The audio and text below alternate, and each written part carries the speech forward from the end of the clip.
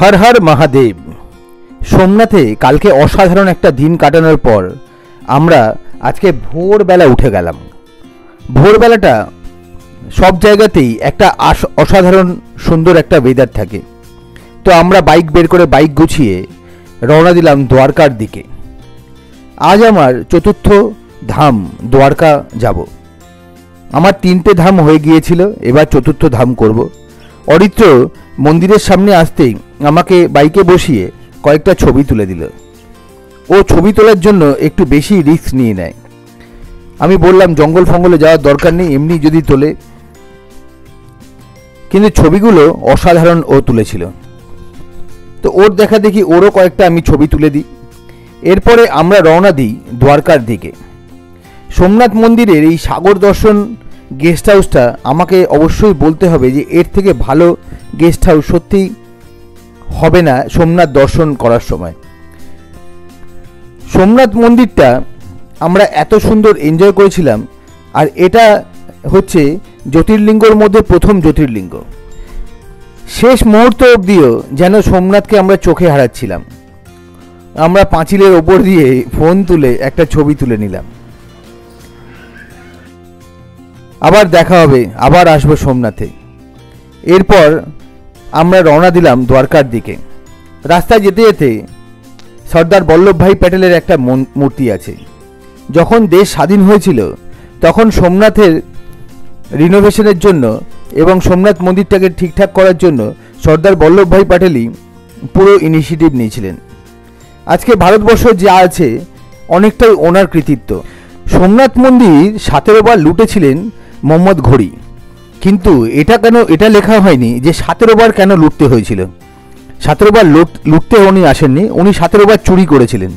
যেহেতু এটা মন্দির, এখানে পুজো পাঠ শিক্ষা দীক্ষা এইসব নিয়ে হতো, তো সেই জন্য এখানে অত বেশি পাহারাদার ছিল না। আর তখন ভারতবর্ষে চুরি ডাকাতি রাহাজানি ওইসবের ওপর মানুষ বেশি কনসেন্ট্রেট করতো না। তো তখন মন্দিরগুলোকে পবিত্র স্থান বলে অত সিকিউরিটি দেওয়া হতো না। তো সেই জন্য মোহাম্মদ ঘড়ি 17 বার এখানে চুরি করেছিলেন। এবং যখন রাজা এটা জানতে পারেন তখন বিদ্যাধারা চান্ডেল্লা বলে রাজপুত রাজা, তিনি মোহাম্মদ ঘড়িকে পরাজিত করেন। ভারতবর্ষের ইতিহাসে এনার নাম একেবারেই পাওয়া যায় না, কিন্তু মন্দিরের সামনে যেরকম সর্দার বল্লভভাই প্যাটেলের একটা মূর্তি আছে, সেরকম বিদ্যাধারা চান্ডেল্লারও একটা মূর্তি আছে ঘোড়ায় বসে, একদম মন্দিরের গেটে, মন্দিরের প্রহারা দিচ্ছে এরকম একটা পোজে। এরপরে আমরা চললাম সোমনাথ গেটটা দিয়ে পার হয়ে আমরা দ্বারকার দিকে রওনা দিলাম। এখান থেকে প্রায় 237 কিলোমিটার, মাঝখানে পোরবন্দর পড়বে। দ্বারকা যাওয়ার জন্য একটা হাইওয়ে আছে, কিন্তু আমি পোরবন্দরের সমুদ্রের ধার দিয়ে রাস্তাটাই বেছে নিলাম। বাইকে যাওয়ার এই একটাই সুবিধা, যেখানে যেমন খুশি নিজের মতো ম্যাপ দেখে রাস্তা চয়েস করা যায়। আর আরেকটা খুব ভালো জিনিস সেটা হচ্ছে যে বাইক অনেক রাস্তায় চলে যেখানে গাড়ি চলে না। তো বাইকে করে ট্যুরগুলো করলে এরকম অনেক রাস্তা পাওয়া যায় যেগুলোতে গাড়ি চলে না। তো পোরবন্দরের রাস্তাটা আমার খুব দেখার ইচ্ছা ছিল। সোমনাথ থেকে পোরবন্দর 100 কিলোমিটার মতো, তারপরে আরও 137 কিলোমিটার হচ্ছে দ্বারকা। দ্বারকা যে মন্দিরটা, এটা বলা হয় যে কৃষ্ণর রাজত্ব। কৃষ্ণ যখন দেখেছিল যে জরাসন্ধ মথুরা বারবার আক্রমণ করছে, তখন দেশের লোকের সেফটির জন্য উনি নিজের রাজত্বকে শিফট করেন দ্বারকাতে। তো এই মন্দিরটা যেটা এখন রয়েছে সেটাও বলে নাকি 2500 বছর পুরনো।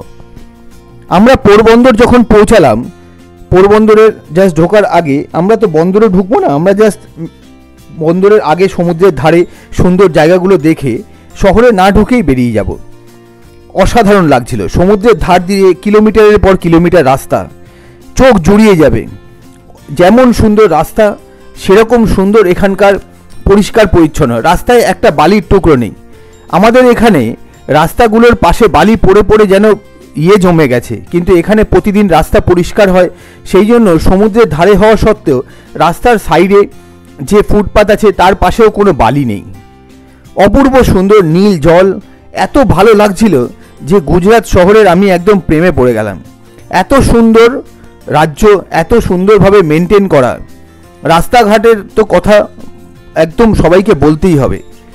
ফ্যাক্টরিজ, বড় বড় ফ্যাক্টরি, বড় বড় রাস্তায় টোটো অটোর জায়গায় এখানে বড় বড় কন্টেনার, বড় বড় কেমিক্যালের গাড়ি চলছে, যেগুলো দেখে এত ভালো লাগছিল বলার মতো না যে আমাদের দেশ আগাচ্ছে। এরপরে আমরা বিচটায় দেখে বিচটায় একটা লোক নেই, একদম মনে হচ্ছে প্রাইভেট বিচ। কয়েকটা ডাবের দোকান কিংবা ওরকম কয়েকটা ছোট ছোট কেনাকাটির দোকান রয়েছে। তো একটা জায়গায় দেখলাম কিছু দোকানপাট রয়েছে, যদিও সকালবেলা, এখনও অবধিও টুরিস্টরা এসে এইসব জায়গায় পৌঁছাবে না। আমরা ওখানে বাইকটা রেখে একটু সমুদ্রের সামনে চলে গেলাম। সমুদ্রের গর্জন, ওপর দিয়ে পাখি চলে যাচ্ছে, সমুদ্রের ধারে কত পাখি, অপূর্ব সুন্দর লাগছিল। একটা নৌকা, এখানে এখানে এই সব জায়গাতে প্রচুর মাছ ধরার লোক আছে, যারা মাছ ধরে মাছটাকে বিক্রি করে নিজেদের জীবনযাপন করে। সেরকম একটা নৌকা সমুদ্রের দিয়ে যাচ্ছিল, অপূর্ব সুন্দর সিগল, দূরে একটা বড় জাহাজ, আর সমুদ্রের ঢেউগুলো আছড়ে পড়ছিল, আর পাখিগুলো দৌড়ে দৌড়ে গিয়ে ওখান থেকে শামুক, ঝিনুক এইসবগুলো তুলে তুলে খাচ্ছিল। অপূর্ব সুন্দর।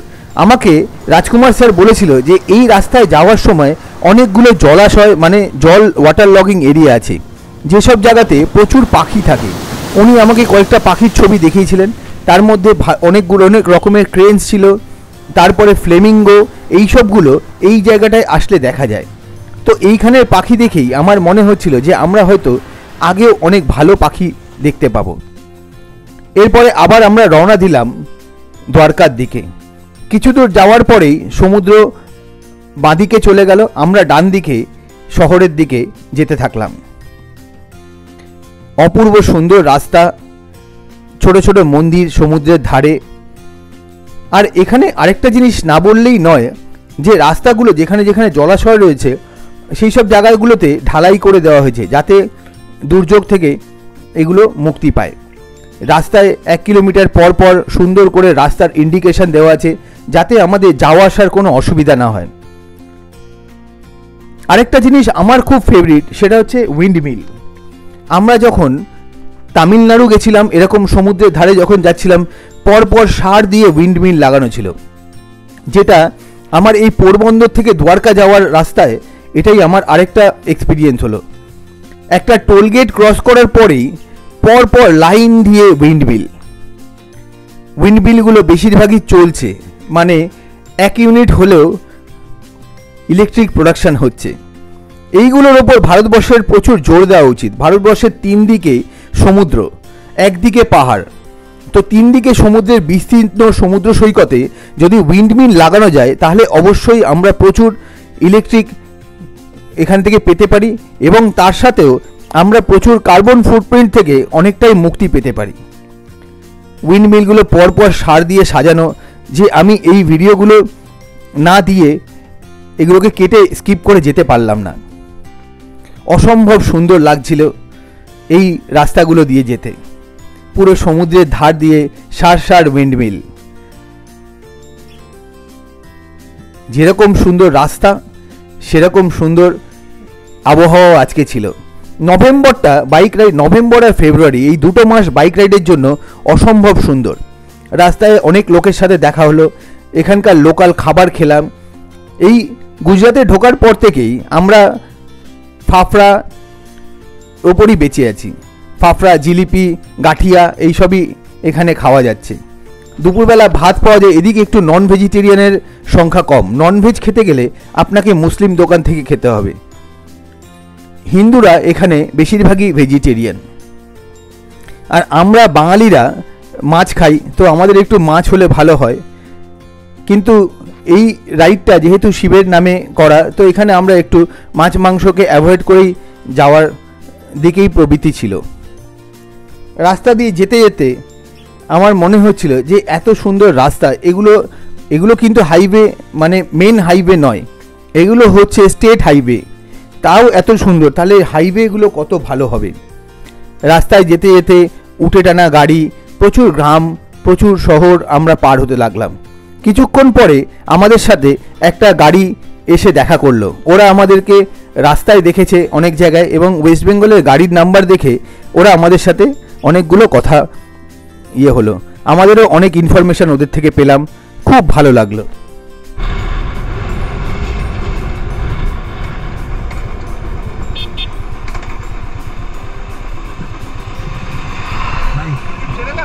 हाँ है तो दीजिए उसको, वो कर दे बाइक पे शुरू कलकत्ता से।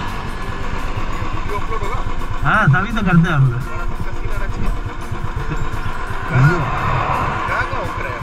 हम लोग कलकत्ता से, हाँ कलकत्ता से महाराष्ट्र गया, महाराष्ट्र से फिर गुजरात, गुजरात होके फिर मध्य प्रदेश में वापस। वाली साइड जा रहे हो? अभी द्वारका जा रहे हैं। द्वारका जाएंगे, फिर द्वारका से छोटा छोटा कच्छ है, छोटी कच्छ होके फिर राजकोट की तरफ चला जाएंगे, राजकोट से फिर उज्जैन की तरफ।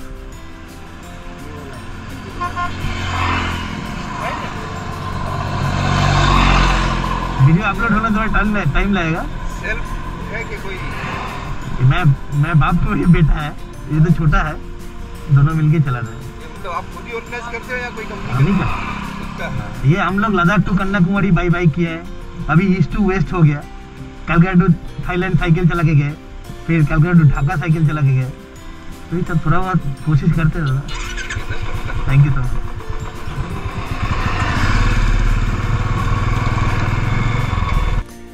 আমাদের দেশে বাইক রাইড কিংবা সাইকেল রাইড এখনও অতটা পপুলার হয়নি। তার পিছনে একটাই কারণ, সরকারের উদাসীনতা।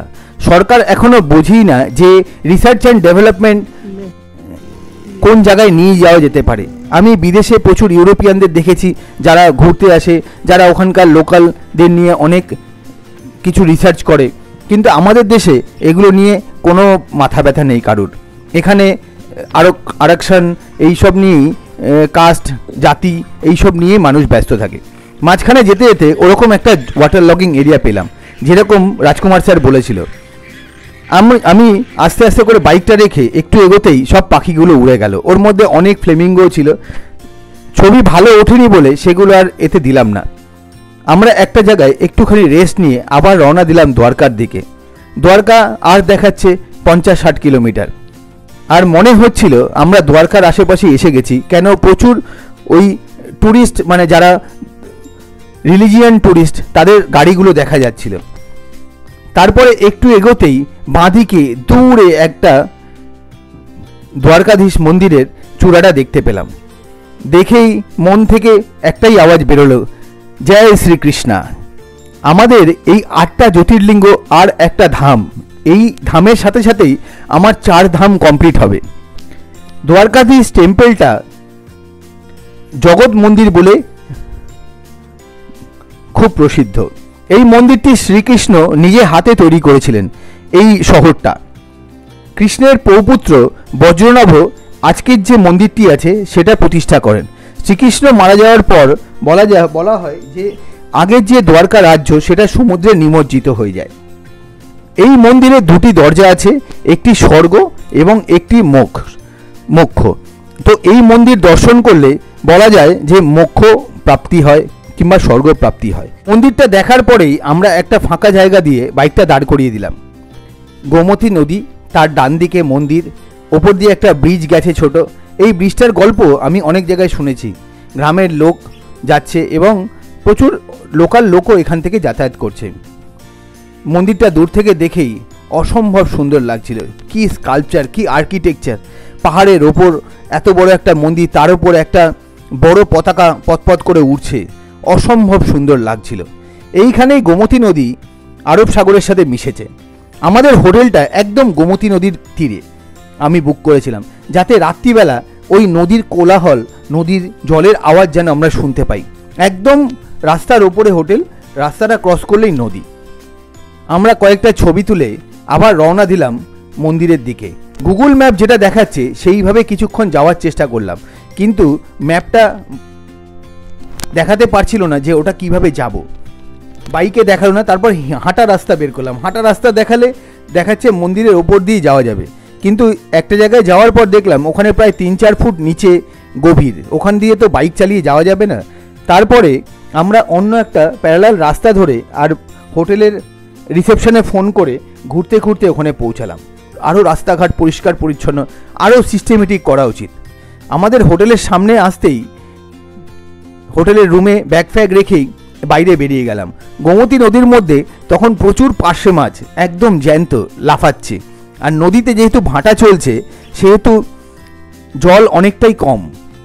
অনেকগুলো বাচ্চা সামনে খেলছিল, মাছ দেখেই মনটা কীরকম যেন, বাঙালি তো ওটা তো মানে আটকানো গেল না। অনেকটা চড়া পড়ে গেছে, সামনের ব্রিজটা দেখা যাচ্ছিল। অরিত্র আর আমি দুজন মিলে পায়ে হেঁটে নদীটা পার হয়ে গেলাম। কিছুক্ষণ হোটেলে ওই পারে থাকার পর আমরা আবার পায়ে হেঁটে নদী পার হয়ে এপারে চলে আসলাম। 5টার সময় দ্বারকাধীশ মন্দির খোলার সাথে সাথেই আমরা দর্শন করব, সেরকমই ছেলে আর আমি কথা বলে নিয়েছি। তারপর এসে আমরা খাবার খাবো। মন্দিরের সামনে জায়গাটা খুব কনজাস্টেড, আর আমরা ফোন আর মোবাইল ফোন দুটোই, ক্যামেরা সবই আমরা হোটেলে রেখেই গেছিলাম, কেন আমি জানি ওগুলো নিয়ে ঢুকতে দেবে না। আমরা মন্দিরে ঢুকে একটা অসাধারণ অভিজ্ঞতা পেলাম। মন্দিরের নিচে থেকে ওপর অবধি দেখা যাচ্ছে প্রচুর সিঁড়ি, আর যখন লাইন দিয়ে দ্বারকাধীশের সামনে গিয়ে দাঁড়ালাম তখন মনটা পুরো হালকা হয়ে গেল। এত সুন্দর অভিজ্ঞতা, এত সুন্দর মূর্তি, মূর্তির থেকে চোখ সরানো যাবে না, এত ভালো লাগছিল। এত একটা পবিত্র স্থান, আমাদের জীবনে অবশ্যই আমাদের একবার করে দ্বারকা যাওয়া উচিত। দ্বারকাধীশ মন্দিরে আমার আর ছেলের যেরকম কথা ছিল আমরা 3বার দর্শন করলাম। চেষ্টা করলাম বাবার সামনে অনেক কিছুক্ষণ দাঁড়ানোর, একটু সাইড হয়ে। খুব ভালো লাগলো। বাবার একটা চরণ রাখা আছে, সেটাকে মাথায় ঠেকালাম, ওখানে তুলসী পাতা প্রসাদ হিসাবে দিল। খুব ভালো লাগলো। আজকের দিনটা আমার জীবনের একটা স্মরণীয় দিন হয়ে থাকবে। এই দ্বারকাধীশের দর্শনের সাথে সাথে আমার 4 ধাম কমপ্লিট হলো। 2023 আমার জীবনের একটা সত্যিই খুব গুরুত্বপূর্ণ অধ্যায়।